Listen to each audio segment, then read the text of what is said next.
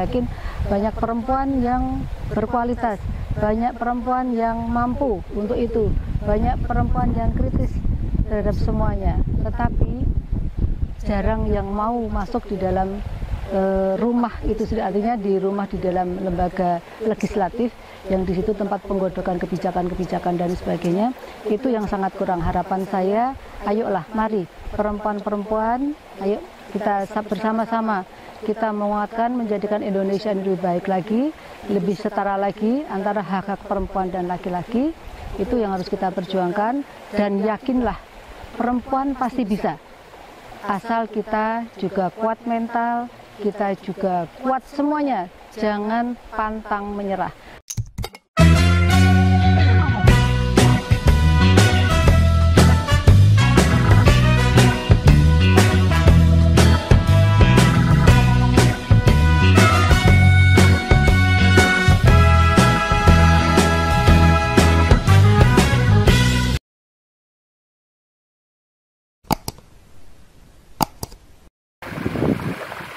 Sobat, ketemu lagi dengan trending topik lugas, jelas, dan tuntas. Di Indonesia, perempuan terjun dalam dunia politik masih sangat terbatas. Pemerintah pun membuat kebijakan, membuat aturan dengan memaksa perempuan untuk terjun dalam politik dengan membuat kuota 30% untuk perempuan. Meski begitu, pemerintah sudah memaksa dengan membuat aturan itu, tetap saja masih sangat jarang perempuan terjun di dunia politik. Nah, kali ini kita akan bincang-bincang dengan politisi perempuan dari DIY, dengan Ibu Rani Widayati, politisi dari Partai Golkar. Ibu ini sudah beberapa kali jadi anggota DPR, baik dari DPRD kota, kemudian langsung provinsi, langsung DPRD provinsi DIY. Bu, bisa diceritakan Bu, niki kenapa perempuan terjun dalam dunia politik itu kan jarang Bu. Orang menganggap nopo politik itu kejam. Nah, politik itu punyanya laki-laki. Ternyata Bu Rani sakit membuktikan bahwa tetap bisa eksis, bahkan bisa bersaing dengan politisi yang lain. Nah, itu ceritanya bagaimana Bu? Sejak kapan Ibu tertarik dengan politik? Jadi kalau saya ya, ini bidang saya Mas Ainun. Jadi mungkin saya juga tidak mengira, dulunya saya tidak pernah bercita-cita menjadi politisi, juga tidak. Dan sampai sekarang pun saya juga tidak mau jadi politisi. Sebab konsekuensi dari politisi itu kan berat ya. Jadi soal politisi itu tadi menyandang kotor, kejam, kemudian tega dengan temennya, misalnya seperti itu, sikut sana sikut sini. Saya lebih dulu tuh berpikirnya karena saya suka di organisasi saja. Awalnya suka berorganisasi, organisasi apapun. Saya itu sejak muda sudah senang berorganisasi. Termasuk juga setelah saya menikah. Setelah saya menikah itu ada kebetulan karena suami itu insinyur, sudah menjadi ketua Persatuan Istri Insinyur Indonesia. Itu padahal saya masih muda waktu itu. Dan anggota saya juga sudah sepuh-sepuh, sudah senior-senior lah, bukan sepuh. Kemudian saya di Sekretaris Badan Kerjasama Organisasi Wanita. Kemudian saya anggota juga Persatuan PSW, Persatuan Sarjana Wanita, itu seperti PSW, seperti itu. Nah, itulah organisasi. Kemudian waktu ngerso dalam kaping 10, yang 10 itu belum ngerso dalam, masih Mangkubumi. Dia kan sudah di Golkar waktu itu. Nah, kemudian karena beliau itu dulu ketua Kadin, ceritanya kami juga sebagai pengusaha saat itu juga di Kadin, sehingga beliau itu melibatkan orang-orang Kadin, pengusaha-pengusaha itu untuk ke Golkar waktu itu. Golkar masih 3 dulu Mas, masih Golkar, PDI, ya masih 3 itu. Nah, saya di Golkar itu, ya pokoknya membantu segala macam sampai prosesnya, lama-lama menjadi partai, lama-lama saya menjadi pengurusnya juga, tapi dari dulu udah pengurus, sudah terlibat langsung seperti itu. Jadi tidak instan begitu ya? Ya, tidak instan. Kesenangan berorganisasi, ternyata asik begitu. Asiknya organisasi dan inginnya banyak teman, banyak saudara gitu. Berarti nganu Bu, napa stigma orang yang tadi Bu ngendika bahwa politik itu kotor, politik itu kejam, ternyata setelah Ibu masuk ternyata tidak itu. Ya tergantung. Tergantung itu artinya itu. Ya memang bisa dikatakan seperti itu. Memang kita harus siap mental. Perempuan yang terjun di dunia politik itu harus siap mental. Karena pasti nanti juga akan mengalami hal-hal yang sebetulnya kita tidak inginkan. Kalau tidak siap mental, kita akan pasti tereliminasi dengan alam ke politik. Memang seperti itu. Tapi pernah nggak Bu, kalau orang Jawa ngomong di mengke, iya pasti. Wong wedok iya pos nang omah wae. Iya, stigma bahwa konco wingking, bahwa itu di rumah seperti itu domestik. Lingkupnya perempuan di domestik itu pasti itu sudah seperti itu. Untuk melawan stigma itu apa yang dilakukan Bu Rani saat itu? Termasuk sosial di orang Jawa ke timur itu kan sosialnya tinggi, artinya bahwa perempuan pulang malam, perempuan di lingkup laki-laki itu kan hal yang suatu yang tidak biasa di kehidupan orang Jawa. Tetapi saya bisa membuktikan karena saya awalnya dari suka berorganisasi, saya bisa membuktikan bahwa apa yang saya lakukan biarpun lingkungan satu laki-laki itu adalah yang positif, tidak yang kemudian yang aneh-aneh gitu enggak. Untuk di Partai Golkar saat itu kalau Ibu ingat pertama kali terlibat dalam kepengurusan apa Bu? Waktu itu suami yang di Golkar, di partai pas Mangkubumi saat itu rasa dalam. Tapi saya itu kan itu sudah saya pertama kali masuk setelah suami turun, ya udah gantian lah, kan nggak mungkin laki-laki dan perempuan itu ada di politik, itu bisa perang nanti sendiri seperti itu ya, di rumah tidak akan terurusi nanti seperti itu. Nah kemudian Bapak tetap di pengusaha, saya yang terjun ke politik itu. Belum langsung ternyalak belum. Saya tidak berpikir nyalak saat itu. Jadi saya hanya sebagai pengurus Golkar, wakil ketua Partai Golkar saat itu, tidak berpikir saya ini mau calonnya DPR. Gitu, nggak berpikir. Bahkan ada teman-teman, anda kepen DPR enggak? Saya tidak berpikir. Yo kamu tuh pikiranmu aneh gitu. Kamu di politik, di tengah di politik itu, di pusaran politik, kok kamu tidak punya cita-cita menjadi anggota DPR gitu? Enggak, yang penting saya ingin berbuat untuk masyarakat, mengabdi kepada masyarakat. Saya waktu pikirannya seperti itu. Tapi kemudian berkembang kelamaan, harus dicalonkan pengurus seperti itu, harus mau dicalonkan awal seperti itu, apalagi perempuan jarang saat itu. Ya kemudian saya ikutin. Jadi aja mengalir saja, itu tidak ada enjoy mengalir seperti itu. Halangan pasti ada, ya harus dilewati seperti itu. Jadi kuncinya senang dulu, organisasi berkumpul, senang sosial itu. Betul. Kalau enggak bakalan. Passionnya harus di situ, jiwanya harus di situ. Kalau tidak jiwanya itu nggak bisa, tidak akan berarti. Banyak perempuan yang sebetulnya mampu, berkualitas, tetapi karena mungkin passionnya tidak seperti situ, kayaknya jadi tidak enjoy aja gitu. Jadi memang harus dilalui seperti itu. Memang harus passionnya, terus ketertarikannya seperti itu sih. Iya. Bu, awal jadi anggota DPR tahun kapan Bu? Saya dari 2004, 2004 saya terlibat di DPR. Langsung DPRD di provinsi. Saat itu karena mungkin baru pertama kali, terus nopo saat itu belum ada aturan kuota perempuan sih. Belum. Itu friksi internal nopo sikutan pripun niku. Kan ya itulah serem tadi ada ceritanya. Itu saya harus hadapi, dan itu tidak saya dengan tersenyum. Itu semua itu saya lewati untuk sampai saya di sini.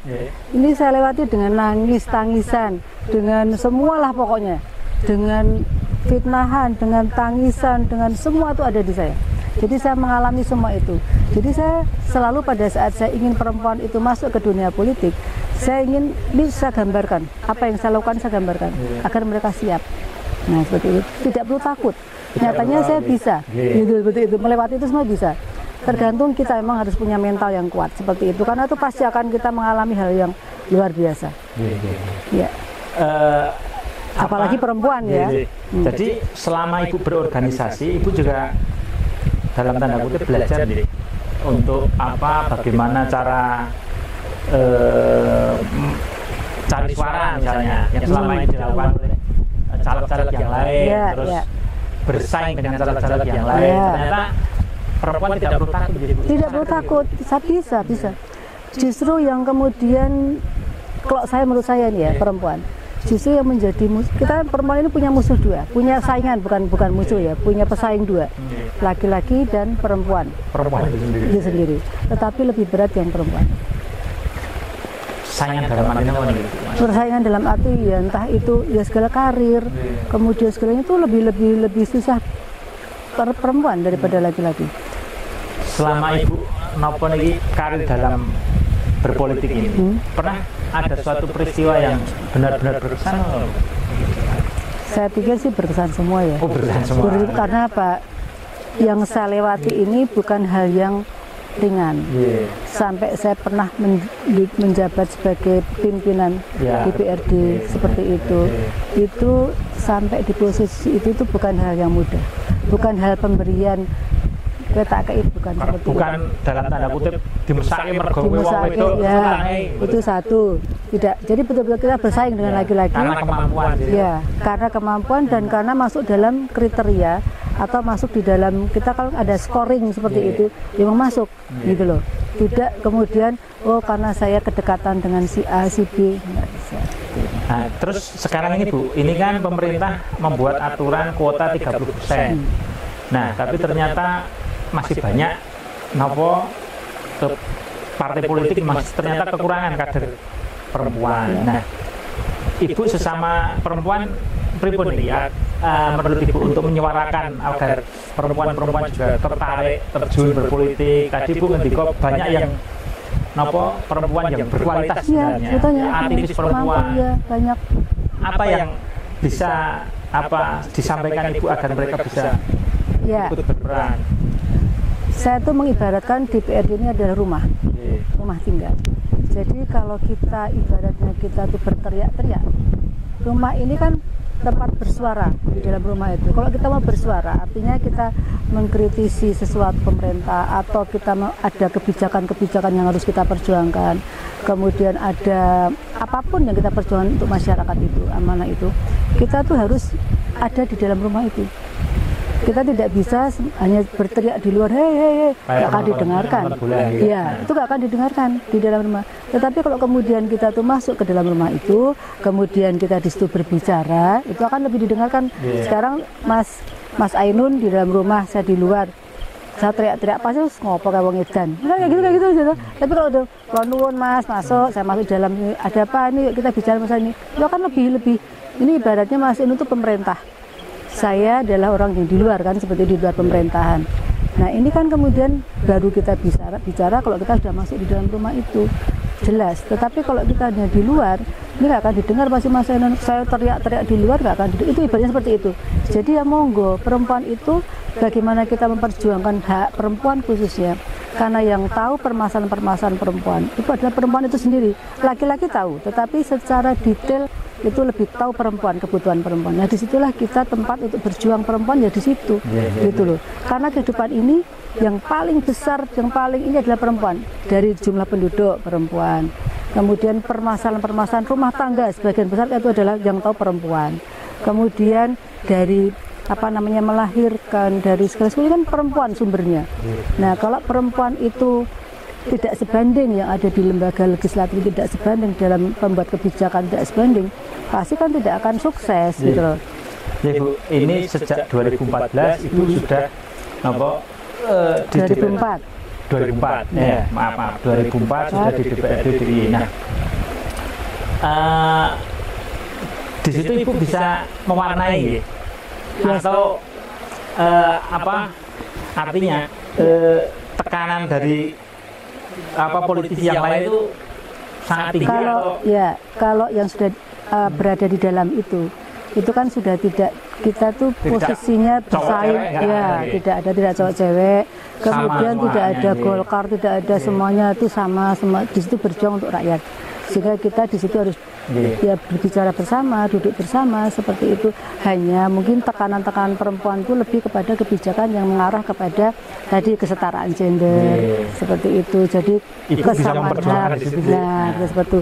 Ada kebijakan-kebijakan. Oh ini harus begini nih, harus begini nih, ada itu harus seperti itu. Kalau ini Bu turun ke masyarakat, biasanya kan Dewan selalu ke bawah nih, ketemu masyarakat. Nah itu ada kendala buat Bu?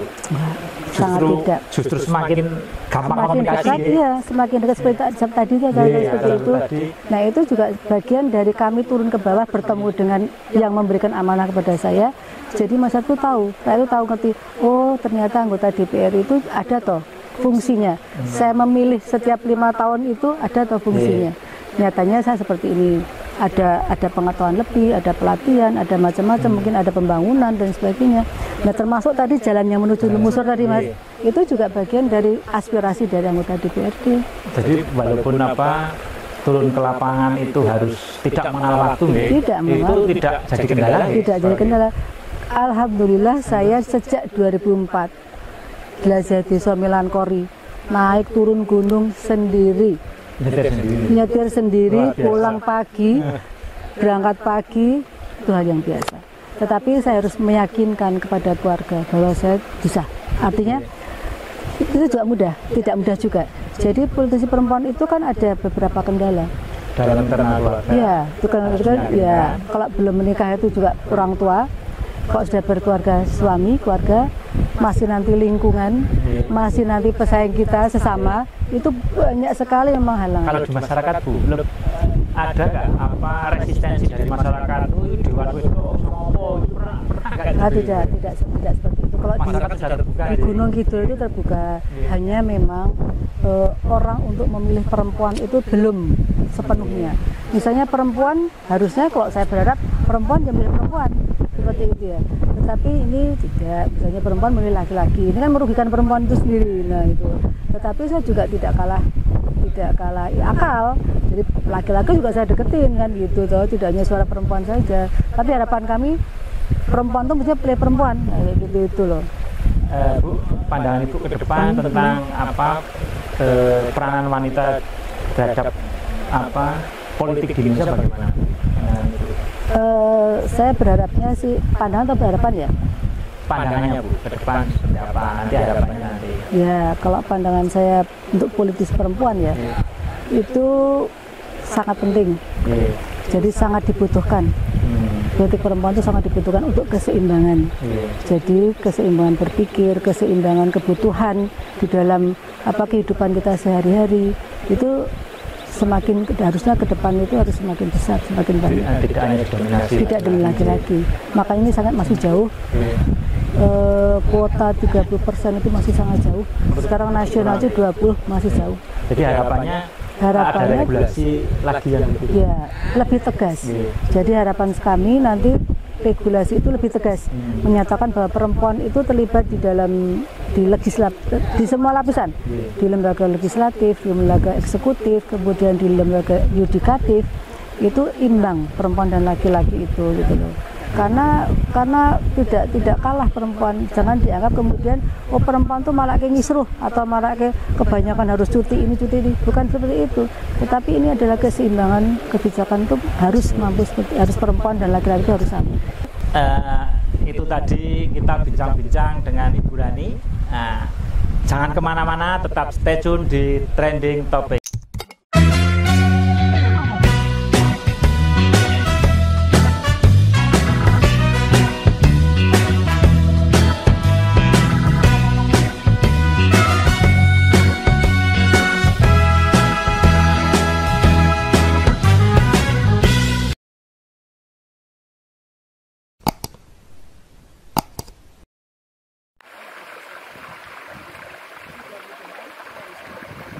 Sobat, masih bersama Trending Topic, lugas, jelas, tuntas. Kita masih ngobrol-ngobrol dengan Ibu Rani. Ini di tempat yang luar biasa Ibu ini. Iya, ini sini belum terbentuk aja. Objek wisata rintisan binaan Ibu Rani juga. Ya. Bu Rani, tadi Ibu ngendiko tentang dinamika sebagai politisi perempuan, difitnah dan lain sebagainya, termasuk harus meyakinkan keluarga. Nah, saya ingin mendengar cerita, berbagi pengalaman Bu Rani bagaimana di internal keluarga untuk membagi waktu untuk meyakinkan keluarga. Sebagai perempuan kan Ibu juga punya tanggung jawab sebagai ibu rumah tangga, mendidik anak dan lain sebagainya. Ini pripun Bu membagi waktu ini? Ya, itu seni yang sangat luar biasa. Itu harus memerlukan seni. Jadi sekolahan mboten enten nggih. Mboten enten niku.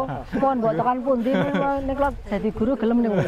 Sapa dene, tapi kan tidak mungkin semua sama ya. Jadi apa yang saya lakukan ini belum tentu sama bisa diterapkan oleh yang lain. Termasuk juga bagaimana meyakinkan keluarga. Itu tidak mudah. Karena saya sebagai istri waktu saya masih muda, kemudian di lingkungan laki-laki, bayangkan seperti itu. Pasti kan suami kan cemburu. Belum lagi kerja, pulang jam sore, saya belum pulang. Dia kerja, nanti sore saya masih rapat, nanti malam. Karena kebanyakan rapat partai itu malam. Nah itu kan kemudian yang dihindari perempuan kan itu. Kebanyakan perempuan tidak bisa meyakinkan suami atau keluarga karena harus pulang malam. Dan lingkungannya laki-laki. Itu sangat susah, Mas. Jadi saya berpikir begini, karena saya senang dengan organisasi, saya senang dengan komunitas seperti itu. Jadi bersosial. Saya gini, saya harus bagaimana keluarga itu tidak menuntut saya, dalam arti menuntut itu loh akibatnya dari keluar kemudian sekarang kacau semua pekerjaan. Nah, saya tidak mau seperti itu. Akhirnya apa? Saya harus bangun pagi. Saya sebagai ibu harus saya siapkan dulu. Saya siapkan. Ini mengambil hati, bagian dari mengambil hati. Saya siapkan. Saya harus bisa masak. Pagi-pagi tak siapkan komplit seperti itu. Apa semua pokoknya tak ada banget seperti itu agar saya diizinkan untuk pergi seperti itu. Itu harus double garden, enggak bisa. Itu urusan rumah rampung riyen. Harus beres. Itu urusan rumah. Itu pertama padu, enggak apa-apa masalah. Yang penting saya bilang dipadu, tapi karena saya ingin keinginan saya itu senang begitu, berorganisasi, bermasyarakat, bersosialisasi. Ya saya tunjukkan, yang penting yang saya lakukan ini positif. Tidak apa yang dikirakan orang. Nah, lama-lama mungkin bosan padu, didiemin aja. Pergi malam ya biarin aja. Yang penting pulang gitu ya. Itu satu keluarga. Sekarang lingkungan. Lingkungan juga tidak mudah. Baline begitu terus kadang-kadang mungkin lanang sopo. Nah, kan itu kan juga stigma perempuan yang begitu kan udah ibu rumah tangga. Pasti kan tuh muncul seperti itu. Itu tidak mudah, Mas. Susah sekali. Dan itu saya lakukan, saya ngalami dari tahapan-tahapan yang seperti itu, yang dari di kasarane sama suami itu dijak padu terus, sama tangga dirasani pun kebasan Ibu. Kenyataannya beres semua pekerjaan saya. Positif semua. Nah, jadi raiso aku mau diprotes gitu loh. Mau kacau enggak? Anak saya juara semua sekolahnya. Jadi saya harus dobelkan aku caranya aku jangan nanti diprotes karena kepergian saya. Itu yang tidak mudah. Luar biasa Bu. Jadi memang harus tekad ya Bu. Tekad, semangat. Karena semangat di passion tadi itu dia bisa bagi waktu. Aku harus sembodo. Gitu harus sembodo bahwa saya harus punya kepentingan saya keluar seperti itu. Neng ben aku tidak merugikan di dalam. Kalau saya tidak meninggalkan fungsi-fungsi saya sebagai istri, sebagai ibu, mungkin juga saya akan dekat, dilarang sudah. Mungkin malah bercerai dan sebagainya seperti itu. Alhamdulillah semua terlampaui dan baik. Alhamdulillah. Anak saya juara 2, sekarang juga udah S2, yang sudah sekarang sudah dokter, dan itu semua di bawah saya. Anak-anak itu semua dekatnya dengan saya, bukan dengan bapaknya. Padahal lebih dekat dengan bapaknya toh. Lebih sering. Karena sudah bapaknya. Karena apa? Itu tadi komunikasi. Komunikasi selalu, saya pulang apapun saya ke anak-anak saya nanya itu komunikasi.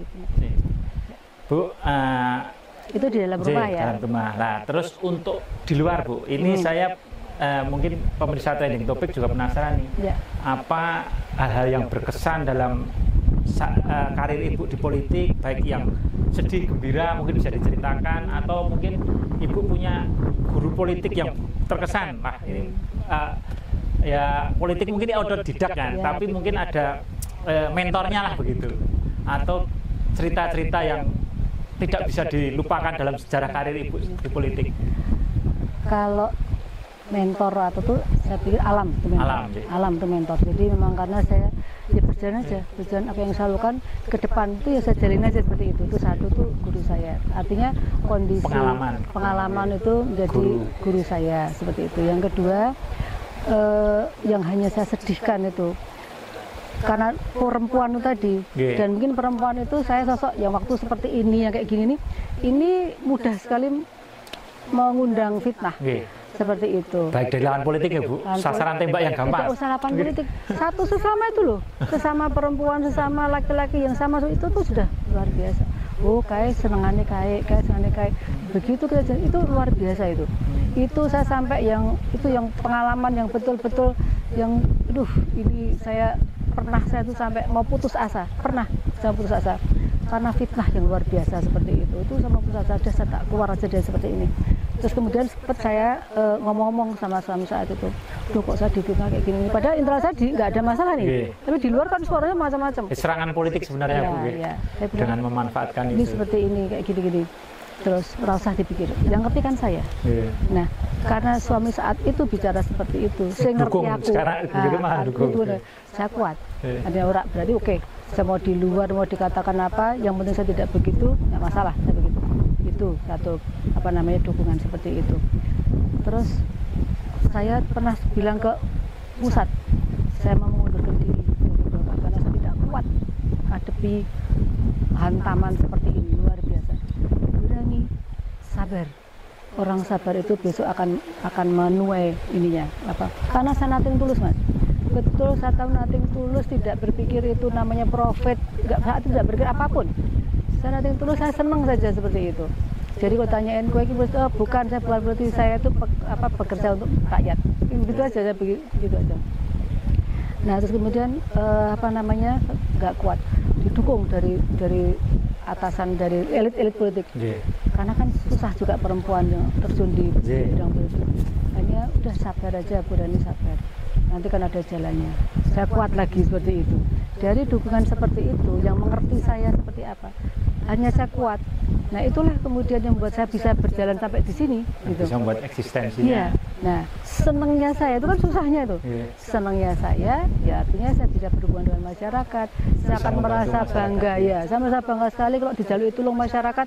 Kemudian saya mampu bisa menolong. Kemudian mereka senang matur nuwun. Saya pulang dibawa-bawain biarpun saya tidak minta. Tadi sudah dijanjikan mau dikasih jagung kalau panen. Itu bagi saya itu udah seneng ya Bu. Itu luar biasa. Jadi tadi kebalikannya saya susahnya begitu karena saya difitnah. Itu yang tidak terlupakan karena itu memang terjadi seperti itu. Jadi misalnya saya dekat sama Mas Ino nih, itu kemarin ini kayak orang gini-gini, itu seperti itu. Itu kalau tidak mampu perempuan itu seperti itu, dan bagaimana menjaga keluarga, meyakinkan keluarga ini antara tadi fitnah dan meyakinkan keluarga ini tidak bisa. Ambiar beneran ya Bu. Subrah betul. Nah ini yang kemudian seni.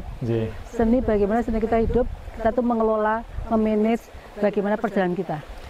Tanpa itu kita nggak bisa. Itu. Jadi harus punya ilmu kebal telinga, nggak peduli orang. Biarpun perempuan, saya kadang-kadang menangis sendiri. Artinya kok berat banget ya, capek ya gini ya. Kayak gitu. Kodrat perempuan yang sensitif tetap ada gitu Bu, dirasani tetap. Tapi itu harus saya hilangkan. Saya musuh lawan sendiri. Tidak boleh seperti itu. Jadi saya ingin kepingin bekerja untuk masyarakat. Saya tidak boleh seperti itu. Harus saya hilangkan ini semua seperti itu. Itu saya gitu. Saya lawan sendiri diri saya. Sehingga tidak saya tetap bisa berjalan seperti itu. Kalau enggak. Bu Rani, perempuan kan kodratnya sensitif, baper. Nah, Ibu dihantam kanan kiri dengan fitnah tadi sampai hampir putus asa gitu. Nah, untuk bisa bertahan dan untuk bisa mengcounter balik fitnah-fitnah itu, apa yang Ibu lakukan? Ya, saya harus bisa membuktikan kepada mereka. Saya yakin waktu itu akan membuktikan. Itu saja. Memang tidak mudah untuk itu. Membuktikan satu perlu waktu. Artinya seperti itu, dan itu tidak ada apa-apa. Itu perlu waktu. Nah itu kita harus sabar saja. Saya hanya berpasrah diri kepada Allah. Saya memohon kepada Allah. Kekuatan saya ada kepada Allah. Saya bersandar kepada Allah. Seperti itu untuk jadikan saya kuat dan membuka mata hati mereka untuk tidak begitu nyinyir. Kenyataannya juga mereka juga, dan saya tetap mendekati. Misalnya saya tahu nih Mas Ainun, saya suka nyinyir Ibu, nyinyir kayak gitu. Justru saya deketin terus. Saya deketin terus seperti itu sehingga dia berbalik, tahu apa yang sebenarnya saya lakukan seperti itu. Nah itu yang saya lakukan. Jadi saya harus membuktikan, kemudian mendekati justru dengan yang orang tidak suka dengan saya, Justru dideketin, kita tidak menjauh atau kita malah berperang sendiri, karena itu butuh pembuktian. Jadi segala sesuatu itu butuh pembuktian. Masyarakat itu tidak hanya omongan, oh aku orang, nggak bisa seperti itu. Kita harus buktikan seperti itu. Nah, waktu itu akan membuktikan. Terbukti juga, keluarga juga begitu. Awalnya nanti gini. Malah justru mendukung. Iya, karena saya buktikan bahwa saya pekerjaannya juga beres, tidak ada masalah. Ya semua beres ya, nggak ada masalah lagi. Sekarang di masyarakat yang nyinyir dengan saya ya juga dibuktikan bahwa kerja saya positif, saya kemudian membela masyarakat, menampung aspirasi masyarakat, memperjuangkan apa yang dia inginkan. Wah, nyatanya saya juga sampai ini periode keempat ini masih terpilih dan suara saya naik terus. Ya. Setelah periode keempat ini serangan-serangan seperti itu masih ada nggak? Saya yakin pasti. Masih ada ya? Dengan isu-isu yang lain mungkin. Justru saya udah kuat. Kalau saya sudah kuat, sudah tahu tipsnya untuk mengatasi itu. Ya. Dan itu saya selalu saya tularkan kepada perempuan-perempuan yang masuk di dunia politik. Ini loh, nanti akan ngalami seperti ini. Kemudian nanti begini saja, biarpun belum tentu pas. Karena kan semua apa itu belum tentu sama ya, semua permasalahan kan belum sama. Nah itu kemudian setelah begitu saya ceritain gitu, biasanya terus takut. Udah kok gitu loh, serem gitu. Mundur. Padahal saya harus menceritakan seremnya, tetapi biar siap untuk menghadapi. Tapi bisa jadi gini Bu, dari 2004 sampai sekarang semakin naik, serangannya mungkin semakin hebat loh Bu. Iya, semakin pun biasa toh, dari peribahasa semakin tinggi pohon, semakin kenceng. Ya itu saya harus siap itu. Jadi jurusnya juga harus semakin siap. Saya yang jurus saya itu selain siap, mental semuanya itu, kesiapan saya adalah kepada Allah, bersandar kepada Allah, berserah diri, tidak hanya berserah diri, tapi berserah diri memohon kepada Allah, diberikan petunjuk, dituntun ke jalan yang benar, seperti dijauhkan dari seperti itu salah satu bagian dari saya. Bu, dari 2004 sampai sekarang Ibu dipercaya sebagai wakil rakyat. Nah, kepuasan batin apa Ibu yang diperoleh sepanjang karir itu? Saya berpikir gini, orang hidup itu kan pasti ada tujuannya tuh. Apa tuh tujuan hidup tuh? Tujuan kita adalah nantinya mati. Dan kita tahu pada saat kita mati itu kita harus punya bekal, bekal bawaan, apa namanya, kalau bekal itu bahasa Jawa itu kan sangu seperti itu. Nah itu punya sangu seperti itu. Sangu kita apa? Ya amal yang baik gitu. Nah selama kita bisa meninggalkan kebaikan di semua orang seperti itu akan bagi saya itu menjadi kepuasan saya. Mudah-mudahan apa yang saya lakukan itu menjadi doa dari mereka yang pernah saya tolong seperti itu, kemudian itu menjadi amal saya di kemudian hari. Nah itu harapan kami seperti itu. Biarpun kami nothing tulus ya, artinya ya berjalan tulus ikhlas saja. Tidak kemudian saya terpaksa, oh saya bekerja begini biar dibikin, enggak. Tetap berjalan seperti itu. Nah kemudian nanti kalau masyarakat yang merasa puas dengan apa yang saya lakukan, kemudian mendoakan mudah-mudahan Burhan ini bla bla bla bla, itu bagi saya udah puas sekali. Jadi saya itu udah rasanya udah puas banget seperti itu. Bisa membantu orang, masyarakat itu sangat pasti. Apalagi yang sangat membutuhkan, terbantu itu hal yang puas. Jadi Bu, pesan untuk para aktivis perempuan, para kaum perempuan yang ingin terjun ke politik nama Bu, dimotivasi agar mereka bisa mengikuti jejak Ibu. Ya. Oke, saya yakin ini bagi pemirsa yang ada di sana, di luar sana, saya yakin banyak perempuan yang berkualitas, banyak perempuan yang mampu untuk itu, banyak perempuan yang kritis terhadap semuanya, tetapi jarang yang mau masuk di dalam rumah itu, artinya di dalam lembaga legislatif yang di situ tempat penggodokan kebijakan-kebijakan dan sebagainya, itu yang sangat kurang. Harapan saya, ayolah mari perempuan-perempuan, ayo kita bersama-sama kita menguatkan, menjadikan Indonesia lebih baik lagi, lebih setara lagi antara hak-hak perempuan dan laki-laki. Itu yang harus kita perjuangkan, dan yakinlah perempuan pasti bisa, asal kita juga kuat mental, kita juga kuat semuanya, jangan pantang menyerah. Saya yakin perempuan tidak boleh lemah, perempuan tidak boleh kemudian mudah baper, perempuan ada juga kuat. Itu mungkin maksud saya, Ayo kita sama-sama kita berjuang di lembaga legislatif untuk memajukan negara ini, khususnya perempuan itu sendiri. Ya, bagi perempuan di luar sana yang ingin terjun ke politik, tidak perlu takut, dan yang sudah terus ayo kita berjuang bersama agar lebih baik lagi, dan itu akan menjadi Indonesia, perempuan kuat, Indonesia akan kuat. Jangan lupa subscribe, like, and comment trending topic. Top. Sobat trending topik, itu tadi bincang-bincang kita dengan Ibu Rani, politisi yang sangat hebat. Tetap stay tune di trending topik dengan episode yang lain. Jangan lupa dengan pesan Bu Rani tadi bahwa kaum perempuan tetap bisa, tetap eksis, tetap mampu untuk memberi warna dalam politik di Indonesia. Salam trending topik. Trending topik, lugas, jelas, tuntas.